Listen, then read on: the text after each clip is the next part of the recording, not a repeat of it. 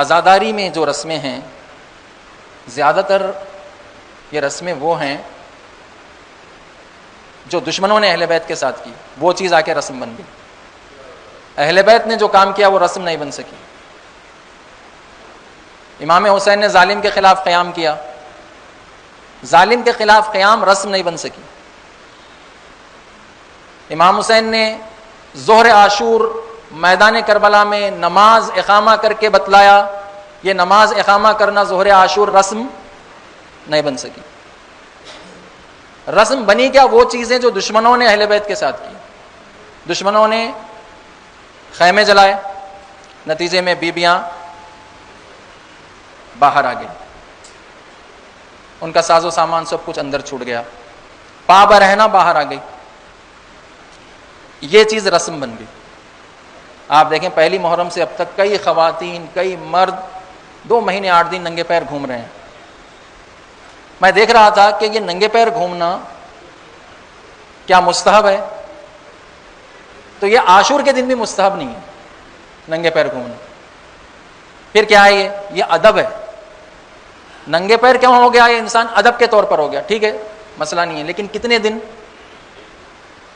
ایک دن کافی ہے عاشور کا دن. لیکن اگر مسلسل انسان 2 مہینے 8 دن ننگے پیر پھر رہا ہے، اور وہ بھی سڑکوں پر جہاں پر ہر 10 میٹر کے فاصلے پر ایک گٹر ابل رہا ہے نجاست کا، اور پھر وہی پانی لے کر مجلسوں میں جا رہا ہے. اور خواتین بالخصوص، خواتین ننگے پیر گھوم رہی ہیں. کیا کوئی خاتون ننگے پیر گھوم سکتی ہے؟ نامحرموں کو اپنا پیر دکھا سکتی ہے؟ اگر خاتون کوئی عورت نماز بھی پڑھ رہی ہو اور اگر کوئی نامحرم اس کو دیکھ رہا ہو تو پیروں میں ساکس پہننا واجب ہے اس کو. نماز کی حالت میں اگر کوئی نامحرم اس کو دیکھ رہا ہو تو عورت کو پیر میں ساکس پہننا واجب ہے. تو 6 بسا ان کے سڑکوں پر 2 مہینے 8 دن ننگے پیر پھرتی رہے عورت. ان کے مردوں کو کیا ہو گیا؟ ان کے مردوں کے عقلوں پر پردے پڑ گئے. مرد کو اتنی عقل نہیں ہے کہ اپنی بہن کو، ماں کو، بیٹی کو، بیوی کو ننگے پیر باہر بھیجے. اگر وہ ننگے پیر باہر آنا بھی چاہتی ہے تو اس کو پیر میں ساکس پہننا ضروری ہے. اور اس بات کا پہلے تو ادب ایک ہی دن کا کافی ہے کیونکہ وہ عمل نہ مستحب ہے، کہیں لکھا ہوا نہیں ہے ننگے پیر گھومو.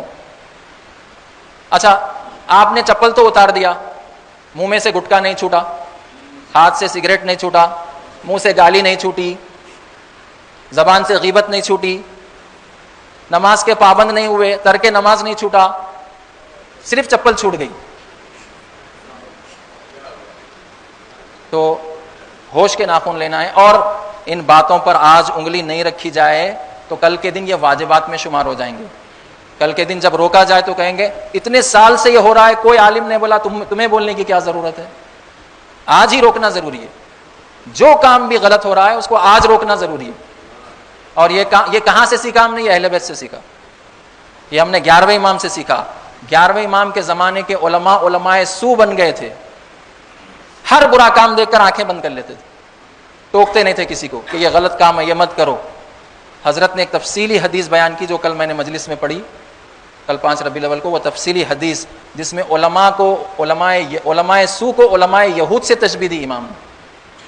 اور فرمایا کہ اگر عالم بدتر ہو جائے، فاسد ہو جائے، لوگوں کی برائیوں کو دیکھ کر آنکھیں بند کر لے تو یہ عالم کا نقصان یزید کے لشکر سے زیادہ ہے. یہ عالم کا نقصان یزید کے لشکر سے زیادہ ہے. یہ ہے یہ حدیث، احتجاج تبرسی میں یہ حدیث ہے، جا کے آپ پڑھیے امام حسن عسکری علیہ السلام کی.